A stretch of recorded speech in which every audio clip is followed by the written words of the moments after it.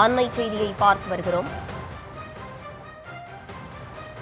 திருப்புவனம் காவல் நிலைய மரண வழக்கு சிபிஐக்கு மாற்றம் செய்யப்படுவதாக முதலமைச்சர் மு.க.ஸ்டாலின் அறிவிப்பை வெளியிட்டிருக்கிறார். தமிழ்நாடு அரசு முழு ஒத்துழைப்பை வழங்கும் எனவும் முதலமைச்சர் மு.க.ஸ்டாலின் உறுதிபட தெரிவித்திருக்கிறார். திருப்புவனம் அந்த வழக்கு சிபிஐக்கு மாற்றம் செய்யப்படுவதாக முதலமைச்சர் மு.க.ஸ்டாலின் அறிவிப்பை வெளியிட்டிருக்கிறார். தமிழ்நாடு அரசு முழு ஒத்துழைப்பை வழங்கும் எனவும் உறுதிபட அவர் தெரிவித்திருக்கிறார். விரிவான விவரங்களோடு இணைகிறார் எமது செய்தியாளர் ராஜேஷ். வணக்கம். விரிவான விவரங்கள். வணக்கம்.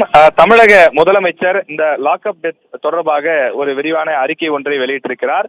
அதில் திருப்புவனம் காவல் நிலைய மரண வழக்கு சிபிஐ விசாரணைக்கு மாற்றப்படுவதாக அவர் வெளியிட்டிருக்கின்றார்.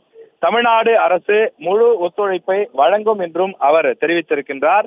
இனி இது போன்ற செயல் எக்காலத்திலும் எங்கும் யாராலும் நடந்துவிடக் கூடாது என்பதில் தமிழக அரசு உறுதியாக இருப்பதாகவும் அவர் குறிப்பிட்டிருக்கின்றார்.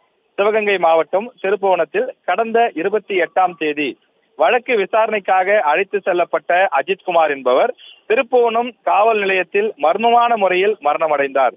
விசாரணையின் போது காவலர்கள் நடத்திய தாக்குதல் தான் அவரது மரணத்திற்கு காரணம் என்பதை அறிந்ததும் நான் மிகவும் வேதனையடைந்தேன் என முதலமைச்சர் தெரிவித்திருக்கின்றார்.